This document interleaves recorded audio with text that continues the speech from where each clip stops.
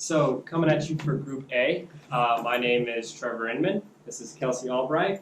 Also in our group, who you will see later on in this video, are Elizabeth Bush, Taylor Dietz, Latanya Harris, Rebecca Kugler, Catherine Lee, Marlena Osborne, Armand Sandfield, and Carson Wild. For our project, we chose to do a high volume practice. We thought that would be pretty interesting topic, and it's a very common route chosen by a lot of chiropractors. We decided to meet with and interview Dr. Brian Hooten, who is a Maximized Living Doc with Hooten Family Healing Center. He is as I said, a high volume chiropractor, and we found him through personal endeavors with Kelsey, who has been treated by him, and so I'll kind of give her more information on that. Yeah, so Dr. Hooten, he's really big into the Dallas community. He does a lot of philanthropy work and a lot of work with other students. Like Trevor said, I was adjusted by him, so I went through a treatment plan and really experienced what chiropractic is in a high volume clinic. So one of his big missions, I'm going to read it to you so I don't mess it up, is to bring natural health care and wellness to patients and transform patient lives through sustainable health. So we thought that was really admirable and something that we really wanted to pursue and see more about. His major goal is to reach the masses through chiropractic, and so that's straight up what high volume clinics do. They reach a lot of people, and he not only reaches patients through the Dallas community, he just reaches out to other people, and he's a really good person. And so through his philanthropy work at Soul Church, homeless church in downtown Dallas, he raises a lot of money and does a lot of great things through the Dallas community. The next section that we'd like to talk about is the analysis portion of Dr. Hooten's practice. So one of the things that he mentioned as his top statistic that he analyzes is actually his retention rate. And so he has a 75% transfer of patients that complete their active plan, and then also 75% of those patients that complete that active care plan actually transfer to wellness, which is absolutely incredible to have that high of a retention rate, and that's why he's able to see such high volumes. Another thing that he mentioned is that he has a 40% overhead, and he actually gave 3 tips in order to keep overhead low. The first tip that he gave is to not hire on any staff until you're seeing at least 100 patients a week. The second tip he mentioned is to go into an established office as an independent contractor, but make sure that they only take about 40% of your revenue. And his third and final tip is to make sure before you even start in the clinic that you have at least 50 patients on the book. That will allow you to see those high volumes and have that cash flow that you need. He also gave us some suggestions in terms of how we can prepare our own offices for high volume. So he talked about having an effective electronic health record system. So a couple that he recommended using were Platinum and ChiroBilling, which apparently are relatively user-friendly and can help you basically manage your patients effectively.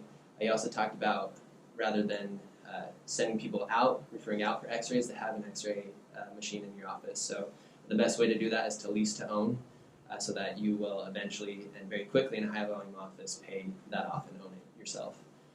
He also talked about something he calls war planning. So when you're having a high volume office, you want to be able to make sure that you are effectively using your time in every aspect. So every week he said he plans for family time, exercise time, time that he's in the office, just the intricate details of his life. So in analyzing Dr. Hooten's practice, we felt like they had a lot of strengths. They definitely have a great location. They're right off Dallas Parkway. There's lots of traffic there. There are a lot of other medical facilities over there as well, so they can get a lot of, they're easily accessible and they're visible. And so that can drive patients in. And I know that their goal is to treat the masses, so, that definitely assists in that goal. They also, are in a good area. So right between Addison and Plano has historically been like a city that, or over the last few years, has grown a lot. And it's next to Frisco, and Frisco is the fastest growing and the richest city in Texas right now. So I think they've accumulated about 13,000 additional residents since 2017. So in treating the masses, they're definitely on target with that. Okay, so the section I mainly wrote about was Dr. Hooten's current work schedule, and that's one of the things that he emphasized whenever we talked to him about the questions was to maintain a manageable work schedule, and the one that he has now allows him time to kind of balance his work and life outside of work. And it also allows him to serve approximately 600 to 700 patients per week. And one of the main things that he also stated that would be one of the key things for efficiency in a high volume practice would be communicating effectively with patients, and that's one of his weaknesses that he had initially coming into the high volume practice, and that's one of the things he had to work on. Another thing is how much time he spends with the patient. Initially, he spends about 10 minutes until he figures out their adjustment patterns.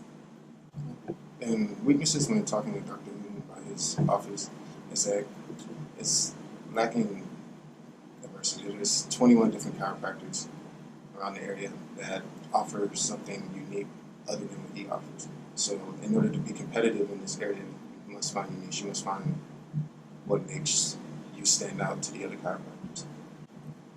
So in Dr. Hooten, he's trying to find things that make his practice stand out more. So in order to do that, he figured he would create more of a patient-centered practice, more in which the patient's able to come in and get the experience that they need and make them come back. All right, we're going to be talking about the recommendation portion of our paper. So we learned a lot from Dr. Hooten, but there are still things that we think he could do better, or that he could have done better. So one of the things was that he never had a financial advisor review his business plan. He just had his parents, and so we think that it would be better and more beneficial to have a financial advisor review his business plan. He also said that he never had a mentor or anything while he was going through opening and starting his business. So we would just recommend finding a mentor that you can gain advice from and learn from, and kind of learn from their mistakes also. And then he also said that he didn't have a lot of experience going in to it, so we would just recommend shadowing as many doctors as possible, just so you can gain more experience and kind of know how you would want to run your own practice. And yeah, so just shadowing a lot of doctors. Okay, and next he stated that his overhead percentage was around 40%. We would just recommend trying to get it down to 15% or lower. A struggle that Dr. Hooten shared that he did have was, or that he did not have effective communication. We recommend getting more practice in chiropractic communication while you're in school. That way, when you get into a high volume practice, it can work more effectively and smoothly with better communication.